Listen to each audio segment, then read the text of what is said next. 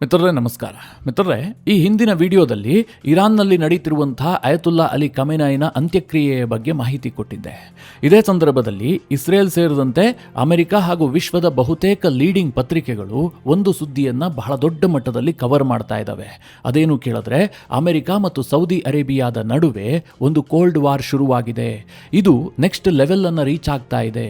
ಯಾವ ಹಂತಕ್ಕೆ ಹೋಗ್ತಾ ಇದೆ ಅಂತಂದ್ರೆ, ಅಮೆರಿಕ ಸೌದಿಯಲ್ಲಿರುವಂತಹ ತನ್ನ ಸೇನಾ ನೆಲೆಯನ್ನ ಕಂಪ್ಲೀಟ್ ಆಗಿ ಖಾಲಿ ಮಾಡುತ್ತೆ, ಅಲ್ಲಿರುವಂತಹ ಸೈನಿಕರನ್ನ ವಾಪಸ್ ಕರೆಸಿಕೊಳ್ಳುತ್ತೆ. ಅಮೆರಿಕ ಸೌದಿಯ ನೆಲವನ್ನ ಕಂಪ್ಲೀಟ್ ಆಗಿ ಬಿಟ್ಟು ಹೊರಡುತ್ತಾ ಇದೆ. ಹೀಗೊಂದು ಸುದ್ದಿ ಬಹಳ ಚರ್ಚೆಯಲ್ಲಿದೆ. ಇದಕ್ಕೆ ಪೂರಕವಾಗಿ ಸೌದಿ ಅರೇಬಿಯಾ ತನ್ನ ನಿಯೋಗವನ್ನ ಅಯತುಲ್ಲಾ ಅಲಿ ಖಮೇನಾಯಿನ ಅಂತ್ಯ ಸಂಸ್ಕಾರಕ್ಕೂ ಕೂಡ ಕಳುಹಿಸಿಕೊಟ್ಟಿತ್ತು. ಈ ವಿಚಾರ ಇದೆಯಲ್ಲ, ಇದಕ್ಕೆ ಜಿಯೋ ಪೊಲಿಟಿಕ್ಸ್ನಲ್ಲಿ ವಿಪರೀತವಾದಂತಹ ಮಹತ್ವ ಇದೆ. ಯಾಕೆ ಅಂತಂದ್ರೆ, ಇದೊಂದು ಗೇಮ್ ಚೇಂಜಿಂಗ್ ಈವೆಂಟ್ ಆಗಬಹುದು. ಸೌದಿ ಮತ್ತು ಅಮೆರಿಕದ ನಡುವಿನ ಈ ಸಂಬಂಧ ಹದಗೆಟ್ಟು ಹೋಗಿ ಅಲ್ಲೇನಾದ್ರೂ ದ್ವೇಷ ಉಂಟಾಗಿದ್ದೇ ಆದ್ರೆ ಇಡೀ ರೀಜನ್ನ ಪರಿಸ್ಥಿತಿಯೇ ಬದಲಾಗಿ ಹೋಗುತ್ತೆ. ಹೀಗಾಗಿ ಈ ಇಡೀ ವಿಚಾರವನ್ನ ಈ ವಿಡಿಯೋದಲ್ಲಿ ನಿಮಗೆ ವಿವರಿಸಿ ಹೇಳ್ತೀನಿ.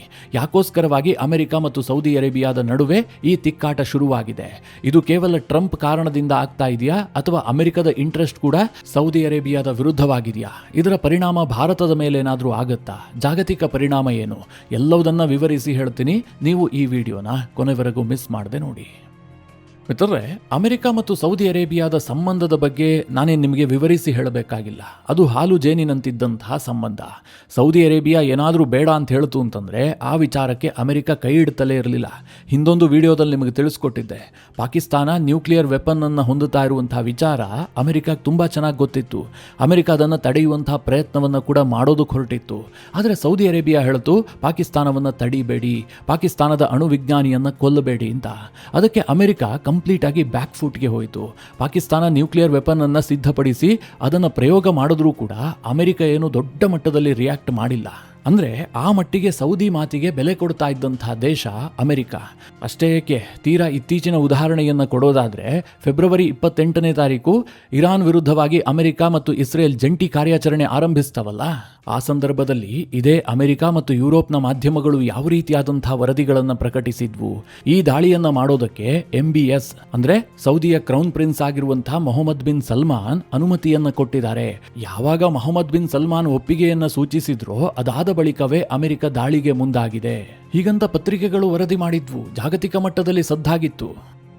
ಇನ್ನು ಯುದ್ಧದ ಮಧ್ಯದಲ್ಲೇ ಮತ್ತಷ್ಟು ವರದಿಗಳು ಬಂದ್ವು. ಈ ಯುದ್ಧವನ್ನ ಎಂಡ್ ಮಾಡದೇ ಇರೋದಕ್ಕೆ, ಅಂದ್ರೆ ಇರಾನ್ಗೆ ಇನ್ನೂ ಬಲವಾಗಿ ಹೊಡಿಬೇಕು, ಈ ಯುದ್ಧವನ್ನ ತಾರ್ಕಿಕ ಅಂತ್ಯಕ್ಕೆ ತೆಗೆದುಕೊಂಡು ಹೋಗಬೇಕು ಅಂತ ಸ್ವತಃ ಸೌದಿ ಅರೇಬಿಯಾ ಅಮೆರಿಕದ ಮೇಲೆ ಒತ್ತಡ ತರ್ತಾ ಇದೆ. ಈ ರೀತಿಯ ಸುದ್ದಿಗಳು ಕೂಡ ಪ್ರಕಟಗೊಂಡಿದ್ವು. ಅಂದ್ರೆ ಈ ಯುದ್ಧದಲ್ಲಿ ಸೌದಿ ಅರೇಬಿಯಾ ಅಷ್ಟರ ಮಟ್ಟಿಗೆ ಇನ್ವಾಲ್ವ್ ಆಗಿತ್ತು.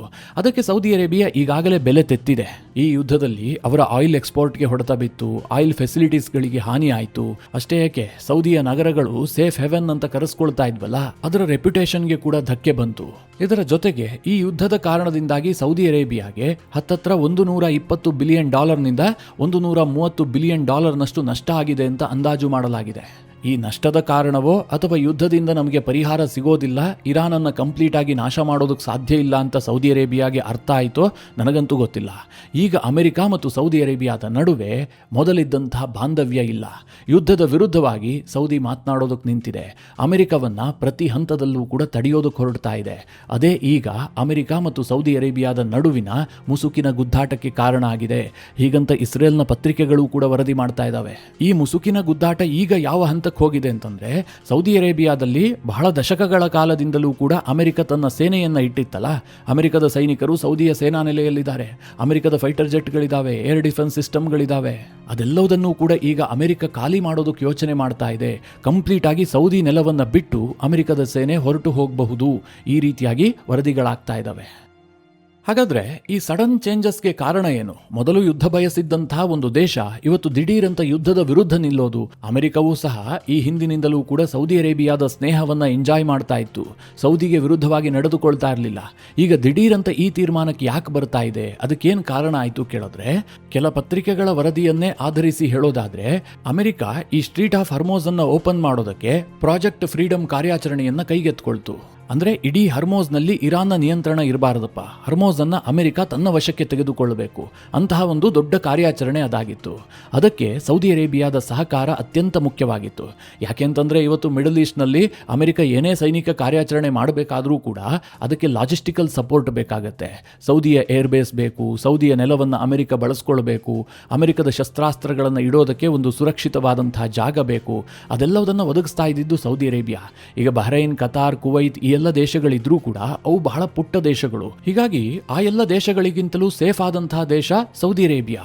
ಆದರೆ ಸೌದಿ ಈ ಪ್ರಾಜೆಕ್ಟ್ ಫ್ರೀಡಮ್ ಕಾರ್ಯಾಚರಣೆಗೆ ಮೊದಲಿಗೆ ವಿರೋಧವನ್ನು ವ್ಯಕ್ತಪಡಿಸ್ತು.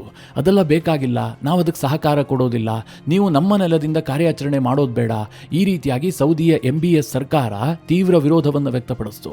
ಅದು ಟ್ರಂಪ್ ಅವರನ್ನು ಕೆರಳಿಸ್ತು. ಯಾವ ಮಟ್ಟಿಗೆ ಕೆರಳಿದ್ರು ಟ್ರಂಪ್ ಅಂತಂದ್ರೆ ಓಪನ್ ಆಗಿ ಮೊಹಮ್ಮದ್ ಬಿನ್ ಸಲ್ಮಾನ್ ಅವರನ್ನ ಟೀಕೆ ಮಾಡೋದಕ್ಕೆ ಶುರು ಮಾಡಿದ್ರು. ಅನೇಕ ಬಾರಿ ಲೇವಡಿಯನ್ನ ಮಾಡಿದ್ದಾರೆ. ಯುದ್ಧಕ್ಕೂ ಮೊದಲು MBS ಅವರನ್ನ ವಿಪರೀತವಾಗಿ ಟ್ರಂಪ್ ಹೊಗಳ್ತಾ ಇದ್ರು.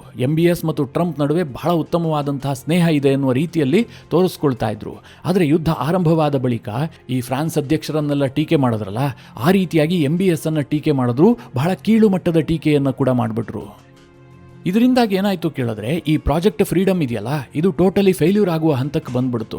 ಅಮೆರಿಕದ ಉದ್ದೇಶ ಈಡೇರಿಲ್ಲ. ಆ ಸಂದರ್ಭದಲ್ಲಿ ಸೌದಿ ಅರೇಬಿಯಾಗೆ ಅಮೆರಿಕ ದೊಡ್ಡ ಬೆದರಿಕೆಯನ್ನು ಹಾಕಿದೆ ಅಂತ ವರದಿ ಆಗ್ತಾ ಇದೆ. ಆ ಬೆದರಿಕೆ ಎಷ್ಟು ತೀವ್ರವಾಗಿತ್ತು ಕೇಳಿದ್ರೆ, ಅಮೆರಿಕ ಸೌದಿ ಅರೇಬಿಯಾಗೆ ಏರ್ ಡಿಫೆನ್ಸ್ ಶೀಲ್ಡ್ ಅನ್ನು ಕೊಟ್ಟಿದೆಯಲ್ಲ, ಅಮೆರಿಕದ ತಾಡ್, ಪೇಟ್ರಿಯಾಟ್ ಇಂತಹ ಅತ್ಯಾಧುನಿಕವಾದಂತಹ ಏರ್ ಡಿಫೆನ್ಸ್ ಸಿಸ್ಟಮ್ಗಳು ಸೌದಿ ಅರೇಬಿಯಾದಲ್ಲಿದೆ. ಅದಕ್ಕೆ ಬೇಕಾಗುವಂತಹ ಇಂಟರ್ಸೆಪ್ಟರ್ ಮಿಸೈಲ್ಗಳನ್ನು ಅಮೆರಿಕವೇ ಪೂರೈಕೆ ಮಾಡಬೇಕು. ಅಮೆರಿಕ ಆ ಯುದ್ಧದ ಸಂದರ್ಭದಲ್ಲಿ ಏನ್ ಹೇಳ್ತು, ನಾವು ಅದನ್ನು ಪೂರೈಕೆ ಮಾಡೋದಿಲ್ಲ, ಕಂಪ್ಲೀಟ್ ಆಗಿ ನಿಲ್ಲಿಸ್ಬಿಡ್ತೀವಿ ಅಂತ. ಸಹಜವಾಗಿ ಯುದ್ಧದ ಸಂದರ್ಭದಲ್ಲಿ ಸೌದಿಗೆ ಭಯ ಆಗುತ್ತೆ ತಾನೆ. ಈ ಕಾರಣದಿಂದಾಗಿ ಸೌದಿ ಅರೇಬಿಯಾ ಪ್ರಾಜೆಕ್ಟ್ ಫ್ರೀಡಮ್ ಕಾರ್ಯಾಚರಣೆಗೆ ಬೆಂಬಲವನ್ನು ಕೊಟ್ಟರೂ ಕೂಡ ಅಮೆರಿಕವನ್ನ ಆಗಾಗ ವಿರೋಧ ವ್ಯಕ್ತಪಡಿಸ್ತಾ ಇತ್ತು.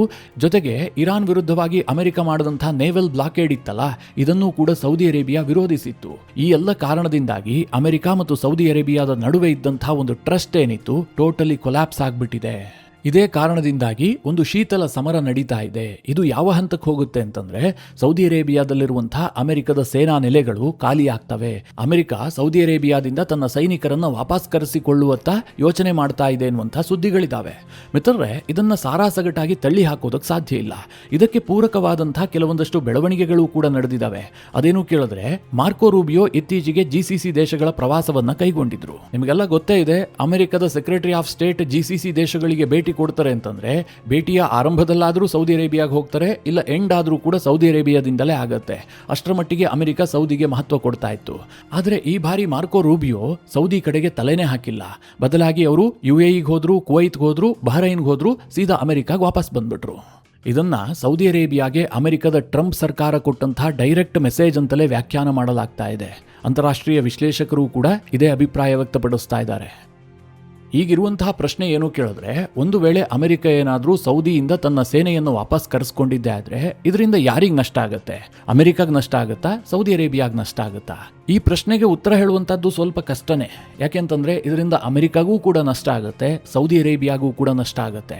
ಸೌದಿಗೆ ಇವತ್ತಲ್ಲ ನಾಳೆ ಬಹಳ ದೊಡ್ಡ ಬೆಲೆ ತೆರಬೇಕಾಗಿ ಬರುತ್ತೆ. ಇದಕ್ಕೆ ಕಾರಣ ಇದು ಕೇವಲ ಸೈನಿಕ ವಿಚಾರ ಮಾತ್ರ ಅಲ್ಲ. ಮೊದಲನೇದಾಗಿ ನಾನು ಅಮೆರಿಕದ ವಿಚಾರವನ್ನ ಹೇಳ್ಬಿಟ್ಟು ಅನಂತರ ಸೌದಿಗಾಗುವ ನಷ್ಟದ ಬಗ್ಗೆ ಹೇಳ್ತೀನಿ.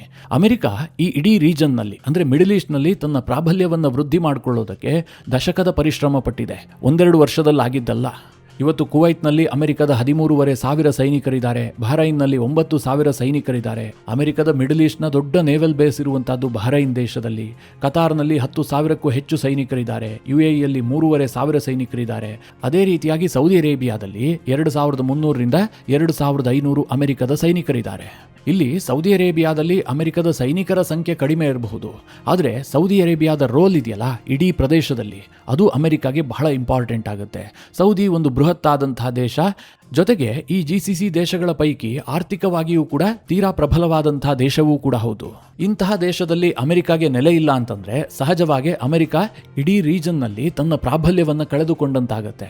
ಹಾಗಂತ ಸೌದಿ ಅರೇಬಿಯಾಗೆ ಏನೂ ನಷ್ಟ ಆಗೋದಿಲ್ವಾ ಅಂತ ನೀವು ಕೇಳಿದ್ದೆ ಆದ್ರೆ ಖಂಡಿತವಾಗ್ಲೂ ನಷ್ಟ ಆಗುತ್ತೆ. ಮೊದಲನೇದಾಗಿ ಅಮೆರಿಕ ಹೊರ ಹೋಗ್ತಿದ್ದ ಹಾಗೆ ಮುಂದಿನ ದಿನಗಳಲ್ಲಿ ಸೌದಿ ಅರೇಬಿಯಾ ಅಮೆರಿಕದ ದ್ವೇಷವನ್ನ ಎದುರಿಸಬೇಕಾಗತ್ತೆ. ಇವತ್ತು ಇಡೀ ಜಗತ್ತಿಗೆ ಗೊತ್ತಿರುವಂತಹ ಒಂದು ಸತ್ಯ ಏನು, ಯಾವೆಲ್ಲ ತೈಲ ಸಂಪದ್ಭರಿತ ದೇಶಗಳು ಅಮೆರಿಕವನ್ನ ಎದುರು ಹಾಕೊಂಡಿದವೋ ಅವು ಯಾವುದೂ ಕೂಡ ಉಳಿದಿಲ್ಲ. ಇರಾನ್ ಕತೆ ಏನಾಗಿದೆ ಅಂತ ನೀವು ನೋಡ್ತಾ ಇದ್ದೀರಿ. ಈ ಹಿಂದೆ ಇರಾಕ್ ಕತೆ ಏನಾಗಿತ್ತು, ಲಿಬಿಯಾ ಕತೆ ಏನಾಯಿತು, ವೆನಿಜುಲಾವನ್ನ ಅಮೆರಿಕ ಏನ್ ಮಾಡ್ತು. ಜೊತೆಗೆ ಅಮೆರಿಕವನ್ನ ಧಿಕ್ಕರಿಸಿದಂತಹ ದೇಶಗಳು ಎಷ್ಟೇ ತೈಲ ಸಂಪತ್ತಿದ್ರೂ ಕೂಡ ಇವತ್ತಿಗೂ ಆರ್ಥಿಕವಾಗಿ ಎದ್ದು ನಿಲ್ಲೋದಕ್ಕೆ ಸಾಧ್ಯ ಆಗಿಲ್ಲ. ಇದನ್ನ ಬಹಳ ಜಾಣ್ಮೆಯಿಂದ ಈ ಹಿಂದೆ ಸಮಯೋಚಿತವಾದಂತಹ ನಿರ್ಧಾರ ಕೈಗೊಳ್ಳುವ ಮೂಲಕ ಹ್ಯಾಂಡಲ್ ಮಾಡಿದ್ದು ಈ ಸೌದಿ ಅರೇಬಿಯಾ. 1970ರ ದಶಕದಲ್ಲಿ ಇಡೀ ವಿಶ್ವದಲ್ಲಿ ತೈಲ ಬಿಕ್ಕಟ್ಟಾಗುತ್ತೆ. ಅದೇ ಸಂದರ್ಭದಲ್ಲಿ ಅಮೆರಿಕ ಆರ್ಥಿಕ ಸಂಕಷ್ಟವನ್ನು ಕೂಡ ಎದುರಿಸುವ ಹಂತಕ್ಕೆ ಬಂದಿರುತ್ತೆ. ಆಗ ಅಮೆರಿಕ ಮತ್ತು ಸೌದಿ ಅರೇಬಿಯಾದ ನಡುವೆ ಒಂದು ಮಹತ್ವದ ಒಪ್ಪಂದ ಆಗುತ್ತೆ. ಆ ಒಪ್ಪಂದದ ಪ್ರಕಾರ ಸೌದಿ ಅರೇಬಿಯಾ ತನ್ನ ಎಲ್ಲಾ ತೈಲವನ್ನ ಮಾರಾಟ ಮಾಡುವಂತಹದ್ದು ಕೇವಲ ಅಮೆರಿಕನ್ ಡಾಲರ್ನಲ್ಲಿ. ಸೌದಿ ಅರೇಬಿಯಾ ಭಾರತಕ್ಕಾದ್ರೂ ವ್ಯಾಪಾರ ಮಾಡಲಿ, ಯುರೋಪ್ಗಾದ್ರೂ ವ್ಯಾಪಾರ ಮಾಡಲಿ, ಯಾವುದೇ ದೇಶಕ್ಕೆ ತೈಲವನ್ನ ಮಾರಾಟ ಮಾಡಿದ್ರೆ ಅದಕ್ಕೆ ಪೇಮೆಂಟ್ ಬರ್ತಾ ಇತ್ತಲ್ಲ, ಅದನ್ನ ಕೇವಲ ಡಾಲರ್ ರೂಪದಲ್ಲಿ ಮಾತ್ರ ಸ್ವೀಕರಿಸುವಂತಹ ಒಪ್ಪಂದ ಅದು. ಹೀಗೆ ಡಾಲರ್ ರೂಪದಲ್ಲಿ ಸೌದಿ ಅರೇಬಿಯಾ ಹಣ ಗಳಿಸುತ್ತಲ್ಲ, ಅದನ್ನ ಸೌದಿ ಏನ್ ಮಾಡ್ತಾ ಇತ್ತು, ಒಂದು ನಿರ್ದಿಷ್ಟ ಅಮೌಂಟ್ ಅನ್ನ ಅಮೆರಿಕದ ಟ್ರೆಜರಿ ಬಾಂಡ್ ನಲ್ಲಿ ಇನ್ವೆಸ್ಟ್ ಮಾಡ್ತಾ ಇತ್ತು. ಇದು ಕೂಡ ಒಪ್ಪಂದದ ಭಾಗ. ಇದರಿಂದಾಗಿ ಅಮೆರಿಕದ ಡಾಲರ್ಗೆ ಬೇಡಿಕೆ ಹೆಚ್ಚಾಯಿತು, ಅಮೆರಿಕಾಗೆ ಹೆಚ್ಚಿನ ಸಾಲ ಸಿಗೋದಕ್ಕೆ ಶುರುವಾಯಿತು. ಇದೆಲ್ಲದರ ಪರಿಣಾಮ ಅಮೆರಿಕದ ಆರ್ಥಿಕತೆ ನಾಗಾಲೋಟದಲ್ಲಿ ಬೆಳೆದು ಬಿಡ್ತು.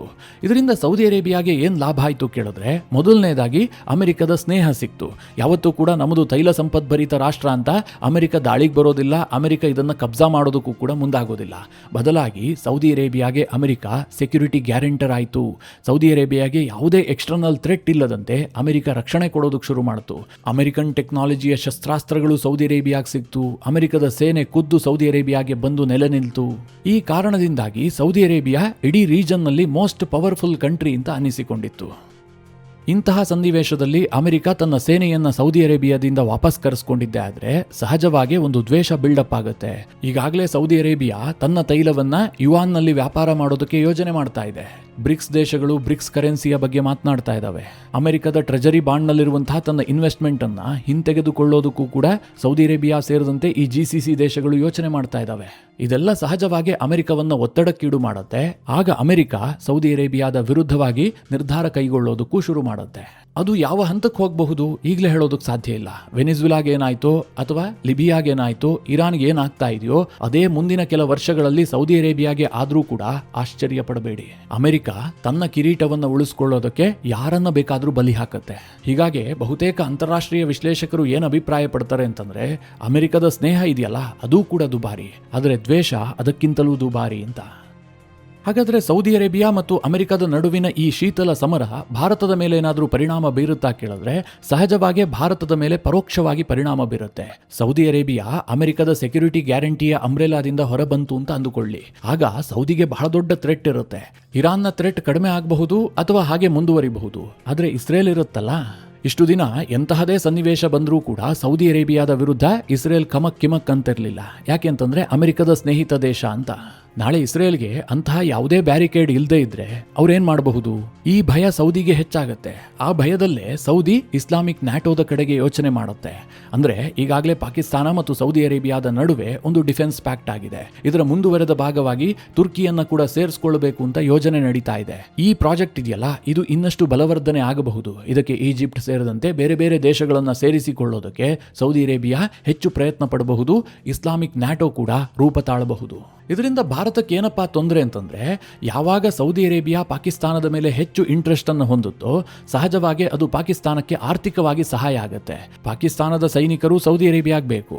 ಪಾಕಿಸ್ತಾನಕ್ಕೆ ಏನ್ ಬೇಕು? ಹಣ ಬೇಕು. ಪಾಕಿಸ್ತಾನ ಹಣ ಸಿಗುತ್ತೆ ಅಂತಂದ್ರೆ ತನ್ನ ಜನರನ್ನ ಎಷ್ಟು ಸಂಖ್ಯೆಯಲ್ಲಿ ಬೇಕಾದರೂ ಬಲಿ ಕೊಡೋದಕ್ಕೆ ತಯಾರಿರುವಂತಹ ಒಂದು ನತದೃಷ್ಟ ದೇಶ ಅದು. ಹೀಗಾಗಿ ಈ ಬೆಳವಣಿಗೆ ಭಾರತಕ್ಕೇನೋ ಪೂರಕವಾಗುತ್ತೆ ಅಂತ ನನಗನ್ನಿಸ್ತಾ ಇಲ್ಲ.